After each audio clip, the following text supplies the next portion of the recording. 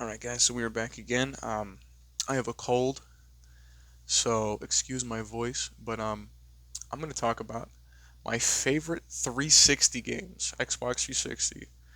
And if you're a true epic gamer, um, you would already recognize the footage as Ultimate Alliance 1. And this is probably my favorite video game ever made, to be honest with you. I've played this game so many times. I've played it through all the way on the hardest difficulty. I'm probably gonna go buy the gold edition of this game so I can get all the other characters. Even though it's old as hell, I mean you can still go out and pick up that version of the game. It's kind of expensive. It's about like $120 or something like that, $180. Which I mean I think I'm gonna resell. I have this old Skylander. Being so serious, this thing here is worth $80. So, and I don't like this figure either, so I'll probably sell this honestly and get rid of them and put it towards that Ultimate Alliance Gold Edition. But if I had to put these in order, this is probably number one. Recently, I did pick up Fall of Cybertron. This is apparently a good game. I haven't played it yet. I also got Wet, so apparently this is another really good game. Have not played it yet. Wet is like a Max Payne clone.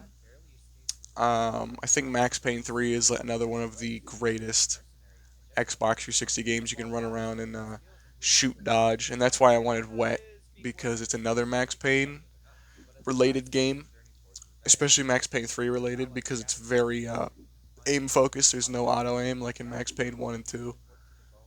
Um, excuse me, goodness. All right, here we go. We're back. So as well as those games, I got Ultimate Alliance 2.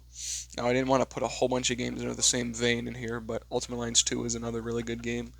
It's very similar to the first one, but a little bit different. In the first one here, which it does a lot of things worse than the original game, in my honest opinion. The soundtrack is not as good in 2. The overall gameplay is not as good in 2. I think it's more. You don't really have to build your characters as hard as you do in this game because Ultimate Alliance 1 is very RPG focused. Ultimate Alliance 2 is not as much. They streamline the entire experience up by a lot in that entry. Um, there was I think every character had like 10 powers or abilities in the first game, and you couldn't use them all at the same time. You had to pick four, or you had to pick three plus your super move, or I forget what it's called in this game. But you had like a ultra move or whatever in Ultimate Alliance 1, and in Ultimate Alliance 2, every character had just four powers. You couldn't change them. You couldn't rearrange where they were in your slots. You just had those four. Um, I feel like the character selection in Ultimate Alliance 2 is a lot worse than the first game. Even if it's still a really fun game, I think it's worse overall than 2. Um, even Ultimate Alliance 1, like everything about this game is phenomenal. I mean, here, I'll play the soundtrack in this game is amazing too, dude. I mean, I'm sure you guys can hear it. It's this section's pretty loud, but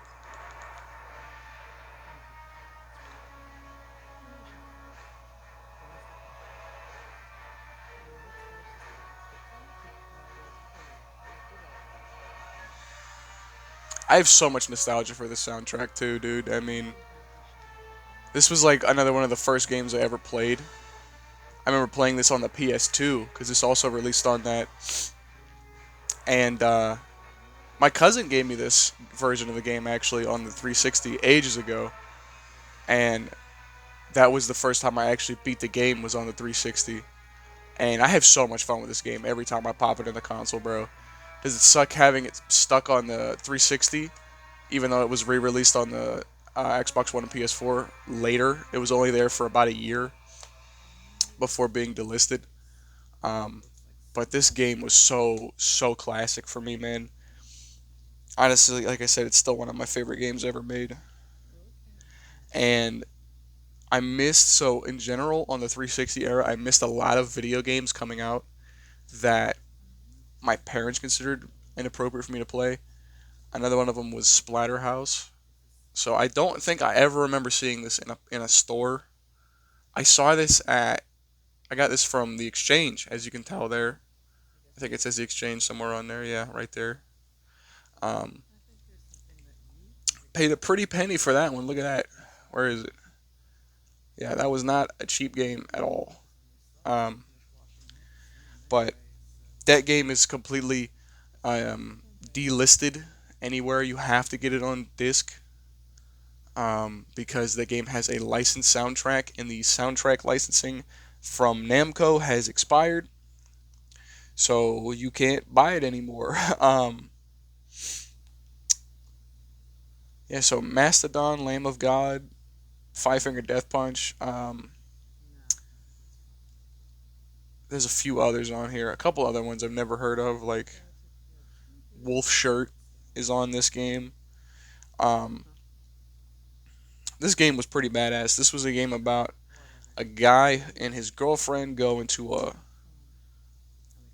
uh, essentially a haunted mansion, and there's a type of Frankenstein's doctor type of character in there. I forget what his name is. Doctor. What the hell is his name? Doctor. I'll see if I have to find it. This game also had um, the three original games on here of Splatterhouse 1, 2, and 3. So this is technically a remake. This is like the 2010 version of Splatterhouse. Very fun game. It's very similar to God of War and Devil May Cry, but you had to go into this haunted mansion, and this doctor guy, I forget his name, is Doctor something. Anyway, the doctor guy kills you. The character's name is Rick. He kills Rick, or he's dying in this primal artifact called the Terror Mask. Attaches it to his face. It's sentient. It's like kind of like the Venom symbiote. It like makes him much more powerful, so he can actually go and save his girlfriend Jenny from this mad doctor in this Splatterhouse. Very fun game. I think a lot of people should play this if they can get their hands on it. It's a very fun game. Um, I really need to invest in a HDMI adapter because a lot of these games have a bit of a struggle holding up graphically compared to on a widescreen TV. Like you can see how grainy the image is, which it's not terrible. It doesn't bother me. I just maybe sit a little closer to the TV than normal. But Splatterhouse is a very fun game. If you can get it for less than $65, jump on it. Very fun game. It's probably not worth $65. Um, you got Human Revolution. This is a very fun game as well. Deus Ex. This is an immersive sim. Sorry about the glare, but I'm doing this the best I can on short notice. I'm making this video for my friends anyhow. Um, this game was what? It's kind of like the progenitor to Cyberpunk. You can get this on Xbox One. You can get this on Series X. Um, it's probably cheaper to get it on disc, $5.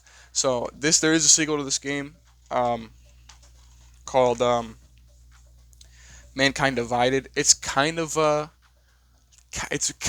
RPG, I guess. The mechanics in it are not great, but it's a fun enough game. I really did enjoy the story and the overall gameplay. The I think a Mankind Divided is a little bit better than Human Revolution for sheer gameplay value because Human Revolution does some things that I strongly don't agree with, even though it is still one of my favorite games from the era. Um, they said they wanted this adaptability to gameplay where you could kind of play any way you want. You could avoid everyone. You could just knock everyone out. You could go in guns blazing. You could use like detonations and grenades. But the game has this. I don't know how to explain it other than there's like a scarcity programmed into the game where if you want to be, an all-out combat type build, you kind of can't because there is there's like no ammo anywhere. So like the best way to play that game honestly is to do the no kill run and then save all your ammo for the boss fights. So the boss fights are very easy. Because you can play the whole game without killing anyone other than the boss fight. So you can kill 3 people, and those are the only mandatory kills in the entire game. You can play all of Human Revolution, or sorry, you can play all of Mankind Divided without killing a single person. Which that was pretty neat because I have played very few games like that. I think you can go through all of Metal Gear Solid 2 without killing anyone either. Same with 3. Um, Even 4. Metal Gear is famous for having the no kill thing. I think you could no kill run the entire game um, from any one of them beyond the first one. Um, the Arkham series is also really good, but if I had to pick one overall that is my favorite, it would just be, Arkham Origins. This was probably overall my favorite Arkham game from the overall plot. I wish they didn't have Joker come in and steal the show again. How much time are we running here? Hold on. Oh, we got like 9 minutes. We're good. Um, I wish Joker did not come in and steal the show again in Arkham Origins. I really dislike that. But the entire dynamic between Batman and Joker's first engagement in this universe was very interesting to see play out. Every time I play it, I enjoy it. The final act is very good. Very fun game as a whole. I think the sound design is a little bit worse. When you knock out enemies, it's not as punchy in this game as it is in Arkham City. But I think Arkham Origins slightly outweighs Arkham City. Force Unleashed was another game I played an absolute ton of when I was a kid. Absolutely phenomenal video game. I get how you really cannot make this story in anything other than a video game because Starkiller is way too powerful. And parts of the story kind of don't really make sense, but the gameplay of this game was really fun. You could throw stormtroopers around and throw the lightsaber through them and electrocute people. It was a very, very fun game. This is still, in my opinion, the greatest Star Wars game ever produced, Force Unleashed. It's a much more fun game than the hell's the other one? Jedi Fallen Order and Jedi Survivor. I don't have Gears of War on disc. I have it on my series console. I think Gears 3 is probably the best one, to be honest with you. Gears 3, I think I've played that one the least though, but Gears 3 is probably the best one just because I like the story the most in that one. But that would also be up here. Gears 3 would probably make the list. There's less than 10 games on this list, I'm pretty sure as well. But Halo 3 or Halo Reach, you could use these interchangeably. There is a sticker covering the 3, but those are the 2 best Halo games easily. I did miss a game in here. Hold on one sec. Where did I put it? Oh, that's where I put it. Halo 3 and Halo Reach were really fun games. I think I played Halo Reach more than probably any other game on my 360 for a really long time. I remember I wanted to grind because I didn't have online. So, I wanted to grind the campaign. I played the campaign like all day every day trying to get enough credits to buy the the EVA helmet. I liked that helmet so much when I was a kid. I thought that was so cool. I never did get it though. So I mean, is what it is. It's just a cosmetic. But I remember playing the game all the time because I wanted to get that helmet and I thought it was so badass. Um, Now, if I had to put another game ahead or on par with the original Ultimate Alliance, this game cost me so much money. I'm not even kidding you. This game was a lot of fun though. I have not yet beat it. It's so much fun. This is easily probably one of the best Marvel games ever produced. Um, Even though it's a movie tie-in game for a movie that did not do very well, X-Men Origins, this is easily one of the best Marvel games ever made. This is one of the best hack and slash games ever made. I played, I did play God of War, and I did play Devil May Cry 1, 3, and 5, and I think this game is better than all of those. This game did cost me, I think, $112 though. I had to get it through Amazon because this game is extremely sought after. Extremely. My copy stutters a little bit. I don't know if it's just how old my console is, because I did have to replace my 360. My Xbox 360 did bite the bullet sometime last year, and I had to get a new one. Um, if only I could play all of these on my new console, but unfortunately, it's not how it works for some stupid reason. Um, Game is really fun. That game completely. If you've played that game, hold on one sec here, guys. Everyone talks about this game all the time, the Deadpool game. If you've played this game, I'm gonna be honest with you. This game is kind of a stinker. It's not. It's really not that great. I'm gonna be totally honest with you. It's really not that great. Is it fun? Is it entertaining for like a one-time playthrough? I guess so, but it cost me $30 and I did not really enjoy it all that much. This game is literally like playing that Wolverine game I showed you a couple minutes ago, but it's worse in every possible way. Because I did play this game first and before the Wolverine game, and then I was like, wow, this game is actually the same game.